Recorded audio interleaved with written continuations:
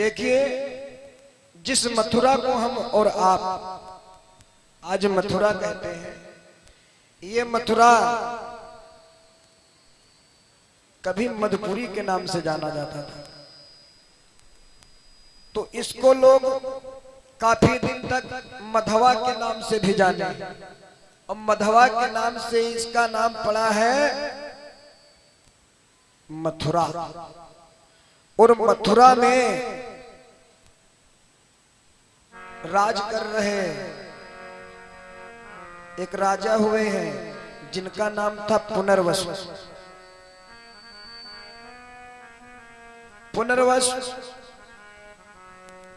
पुनर्वसु के एक पुत्र हुआ जिसका नाम पड़ा है आहुक।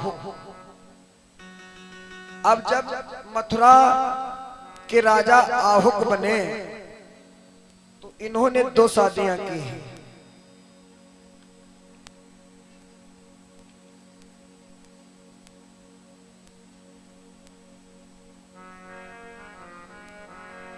आहुक ने 2 शादियां की हैं।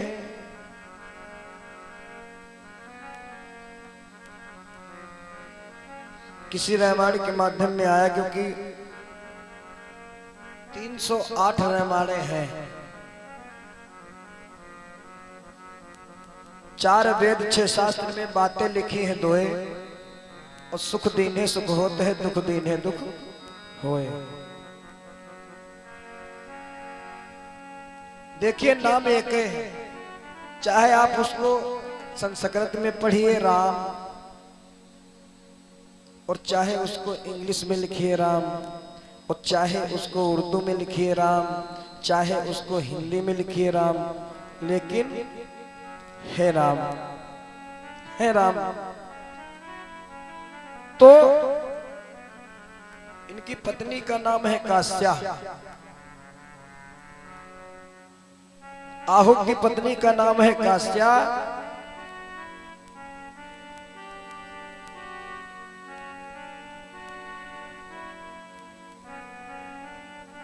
कास्या से जन्मे 2 पुत्र, एक का नाम पड़ा है उग्रसेन और दूसरे का नाम पड़ा है देवक। समय अनुसार इनके पिता जो आहुक हैं, पहले का जमाना यही था कि यदि घर में बड़ा पुत्र है, उसका जो है चालो चलन ठीक है, तो घर का मालिक बनाया जाता था। और महाराज समय अनुसार महाराज उग्रसेन मथुरा के राजा बने, और इनकी भी शादी हुई, तो इनके पत्नी का नाम पड़ा है पवन रेखा। और इनके एक भाई हैं छोटे, जिनका नाम मैंने बताया देवक।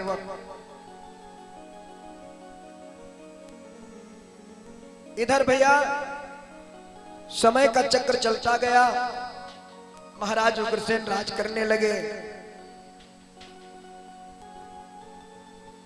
धीरे धीरे धीरे धीरे समय व्यतीत हुआ।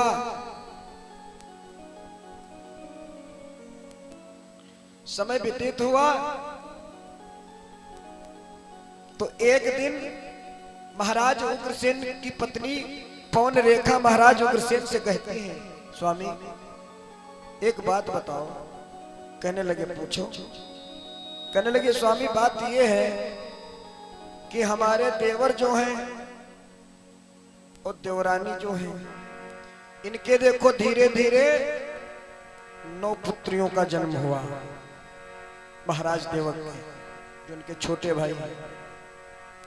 और पवन रेखा के कोई संतान नहीं। जब पवन रेखा के कोई संतान नहीं, तो पवन रेखा ने महाराज उग्रसेन से कहा, स्वामी ये बताओ, धर्म कर्म करने में तो हम पाछे हैं नहीं, बढ़ चढ़ करके हिस्सा लेते हैं, और फिर भी ना जाने कौन सी कमी आ जाती है कि प्रभु उसका फल भी हमें नहीं देते हैं।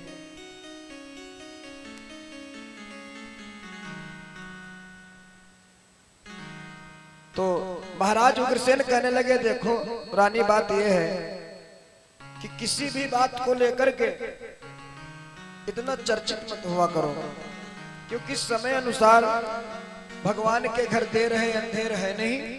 समय अनुसार कहते कि कर्मा अनुसार फल तो सबको मिलता है सही। कहने लगे कि जब अरे भैया प्रसाद, कहने लगे जब समय आएगा तो इनके तुमको भी पुत्र की प्राप्ति होगी।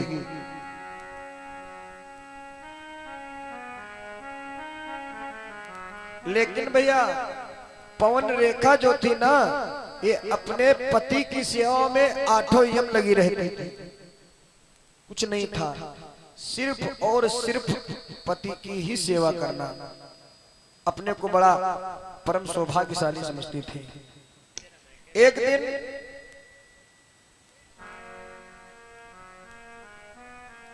कुछ सखियों के सहित पवन रेखा मंदिर को गई, और जब मंदिर को पहुंची हैं तब कुछ सखियों ने कहा, क्यों री बहन आज चलो वनगमन घूमते हैं। तो कहने लगी ठीक है चलो वन विहार करें। तो वन विहार के लिए सखियों के सहित निकली।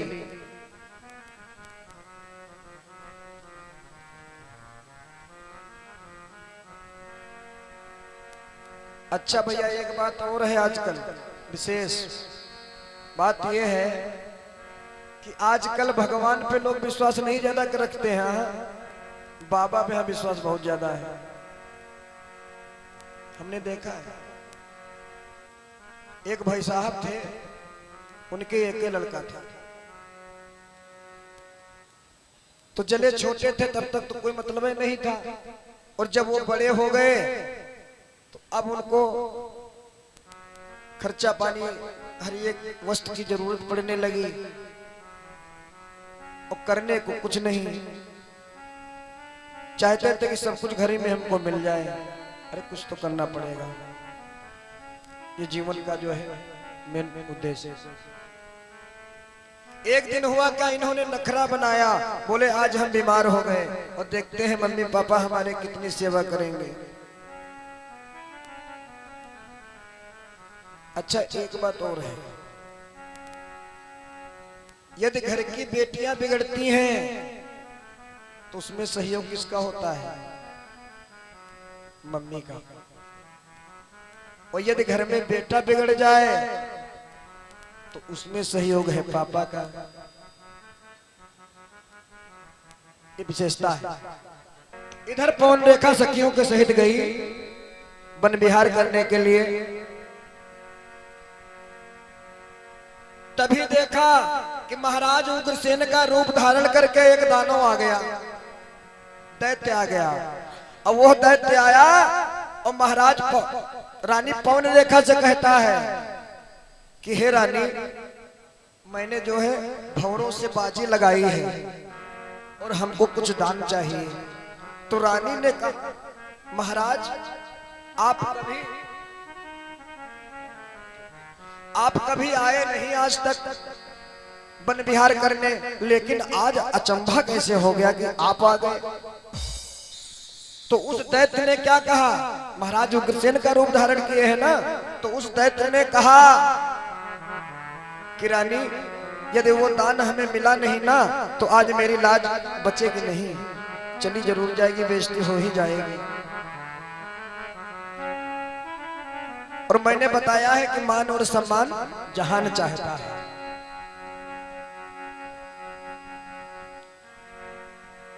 तो उग्रसेन का रूप धारण किए दैत्य ने जब ये बात कहा कि मैं बाजी हार जाऊंगा, तो रानी पवन रेखा कहने लगी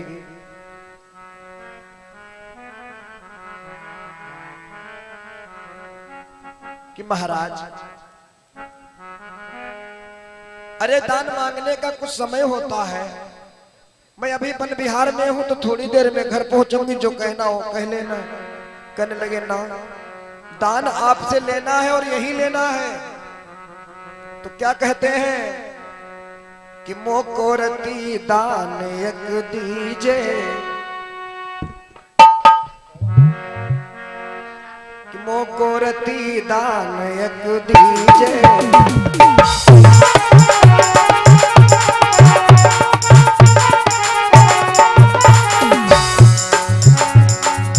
मोको रति दान एक दीजे, मोको रति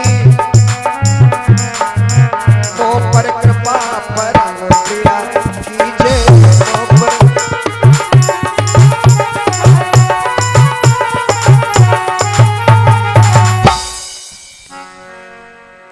कहने लगा एक रत्ती का दान चाहिए।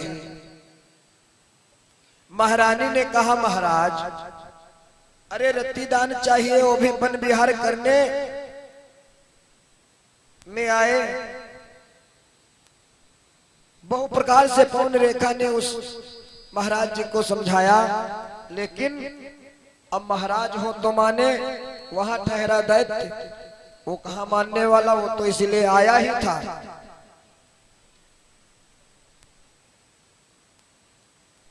खैर वो दैत्य नहीं माना, भैया विनीत, वो दैत्य नहीं माना और आखिर में पवन रेखा के साथ में छल किया। और छल करने के बाद में आया अपने असली वाले भेष में।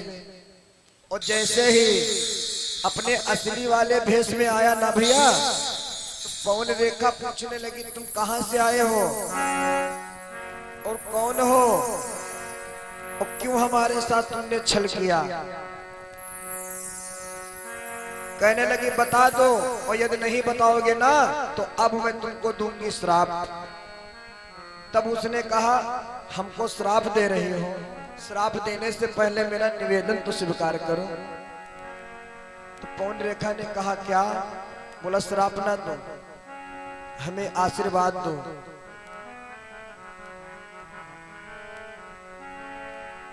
तब उसने बताया मैं हूं वो जिसने सतयुग में विष्णु जी को युद्ध में बहुत छकाया है। बोला सतयुग समर विष्णु से कीन्हा,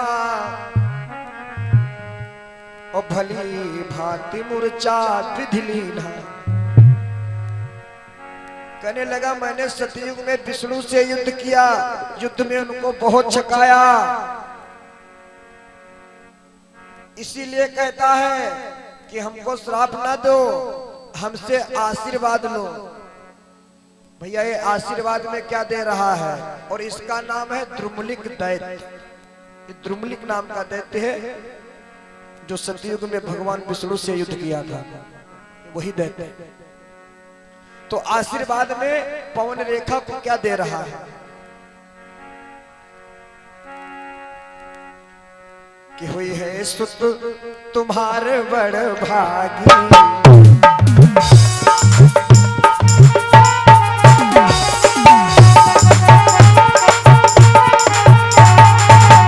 हुई है सुत तुम्हारे बड़ भागी, और तीन घूंट पृथ्वी मटी डारी।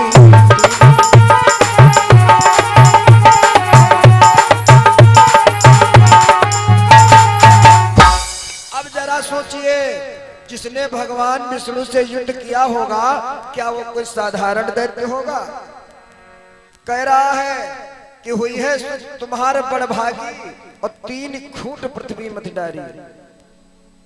या यूं कह लीजिए पवन रेखा से कहता है समझो क्या कि मेरे समान योद्धा होगा कोई भी जीत न पाएगा, और कि राजा नर क्या किस गिनती में इंद्र भी हार कर जाएगा।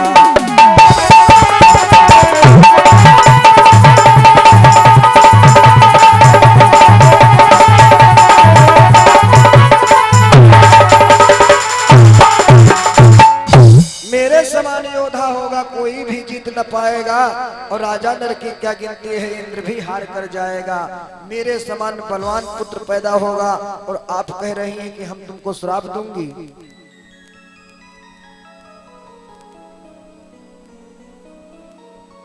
तो पवन रेखा को जब इतनी बात उसने बताई,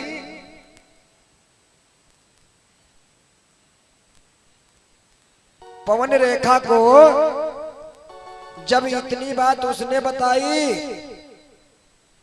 तब जब उस दैत्य ने पवन रेखा को बहु प्रकार से समझाया और बताया कि मेरे समान पुत्र होगा, उससे कोई जीतेगा नहीं, राजा नर की तो कोई गिनती नहीं है, इंद्र भी हार कर जाएगा एक बार। तो पवन रेखा ने कहा महाराज अगर ये बात है, इतनी बात बता दिए हो तो ये बताओ ये मरेगा कब? पवन रेखा ने पूछा अगर आपने उसके अभाग्य बताया तो ये भी बता दीजिए भगवान कि ये मरेगा कब? तो उन महाराज जी ने कहा कि देखो जिस समय ये ज्यादा अत्याचार करने लगेगा, जब एक दूसरे की बात नहीं मानेगा, और जब इससे पूरा राज्य क्या कई राज्य जब इससे परेशान हो जाएंगे, तब ये जो है मारा जाएगा। और इसको मारने के लिए स्वयं भगवान विष्णु को अवतार लेना पड़ेगा। बोले तब ही होई निधन सुत तोरा, और यह वरदान ननि थई मोरा। द्रुमलिक दैत्य ने बहु प्रकार से रानी पवन रेखा को समझाया और उसके बाद में वो भैया चला गया। जीवन और मरण की सभी समस्या बता के गया। तभी पवन रेखा ने देखा जब द्रुमलिक दैत्य गया, तभी उनके साथ में जो सहेलियां आई थी वन विहार करने के लिए, वो आई। और जब वो आई और रानी जी को देखी, और जब रानी जी को देखी तो देखा कि रानी का हाल बड़ा बेहाल है। तो रानी जी से पूछने लगी क्यों रे बहन तुम कहाँ गई थी? तो रानी कहने लगी गई कहीं नहीं थी आपके साथ ही में, लेकिन इधर मैंने देखा कि अच्छे अच्छे पुष्पों के वृक्ष लगे हुए हैं, तो मैंने सोचा कि चलो इस वाटिका में थोड़ा घूम लेती हैं। तभी देखा कि कुछ बंदरों ने आकर के हम पर आक्रमण किया। सखियों से झूठ बोला कि रानी बोली तुम निकल गई और बंदर ने मुझे पछाड़ दिया।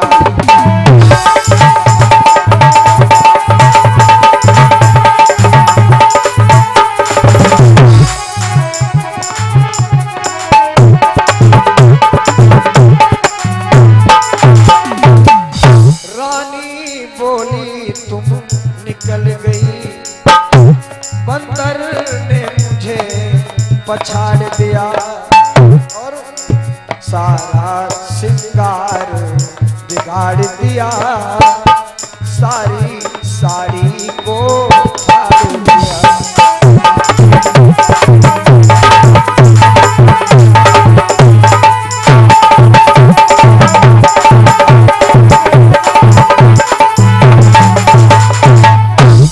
देखिए भैया विचार करिए कि संतान का मोह जो होता है ना भैया, वो बड़ा ही विचित्र मोह होता है। अब देखिए जिस रानी ने अपने बगैर पति को पानी पिलाए, खाना खिलाए और बगैर इजाजत जीवन में कुछ काम ना किया हो, और उसने इतना बड़ा छल छुपा लिया।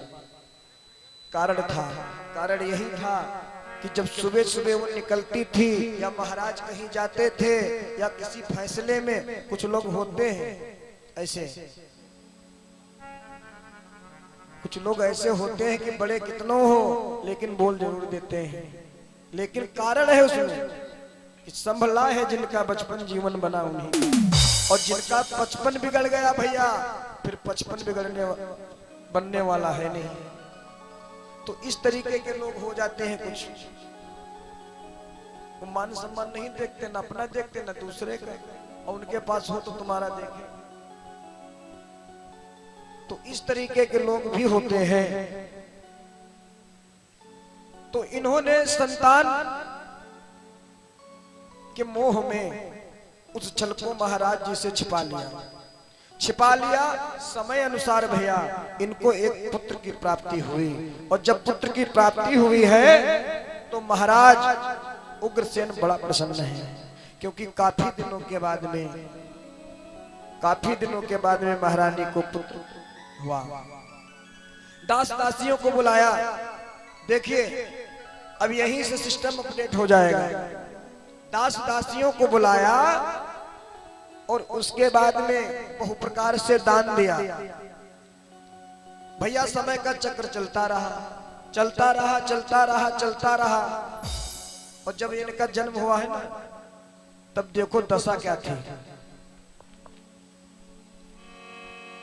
कि जन्मत भयो उपद्रव नाना, और देखत तीन लोक भय माना। अरे जिस समय इनका जन्म हुआ है तो पृथ्वी थर्रा गई, बादल गरज उठे, तीन लोग कांप उठे कि अरे भगवान अब हमारे धर्म का क्या होगा।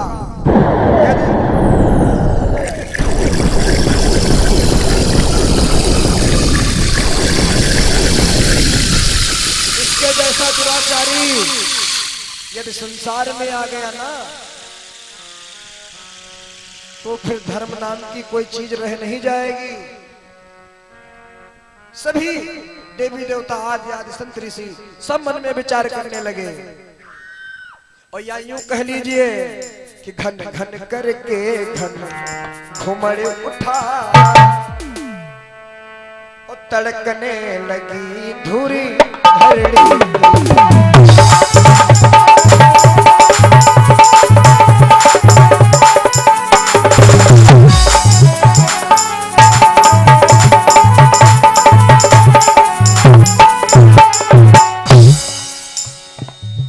घन घन करके घन घुमड़ उठा, और धड़कने लगी धुर धरणी की, और आया उबालता लाबों में, हिल गई धार जमुना जी की।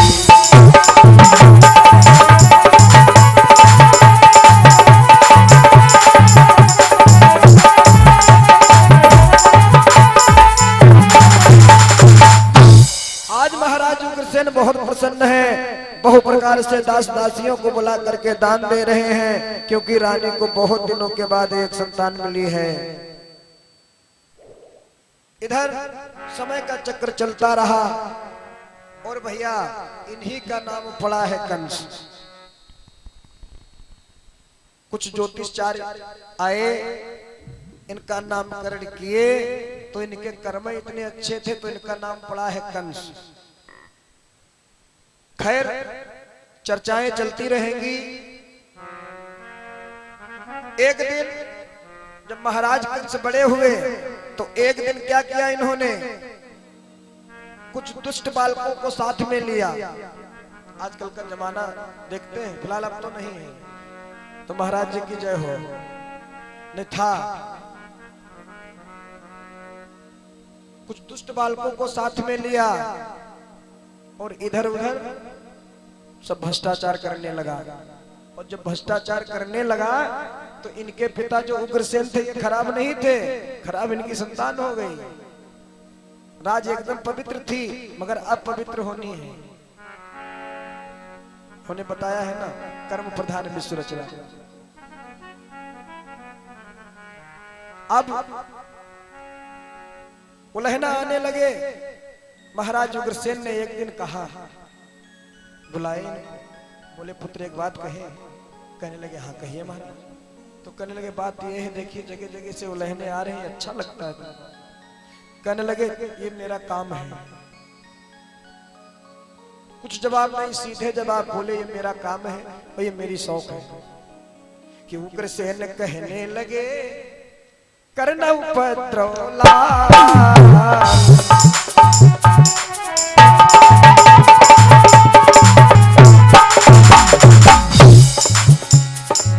उग्रसेन कहने लगे करना उपद्रव।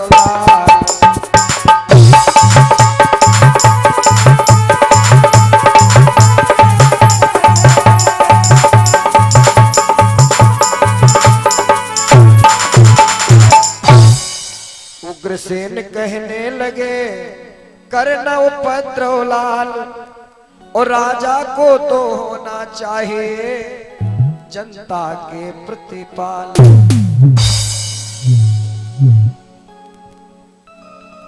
तो महाराज कंस ने मन में विचार किया कि हमारे पिताजी को हमारे काम में खुशी प्राप्त नहीं हो रही है। तो कहने लगा ऐसा है, समय अनुसार समय का चक्र चलता रहा और कुछ दिन के बाद ये महाराज कंस मथुरा के राजा बने। और मथुरा के राजा बनने के बाद में जैसा उस दुर्मलिक दैत्य ने पौन रेखा जी को बताया था वैसा ही अब करने लगे। ब्राह्मणों को संतों को मारने लगे, पीटने लगे, गौ जगह जगह अधिक होने लगे, वेद पुराणों को इधर उधर फुकवाने लगे। यानी हद से ज्यादा जब दुराचार बढ़ा तब कुछ संत लोगों ने जाकर के उस ब्रह्म सभा में अर्जी लगाई। और क्या अर्जी लगाई कि पृथ्वी से भार पाप उठाया नहीं जाता, पृथ्वी से भार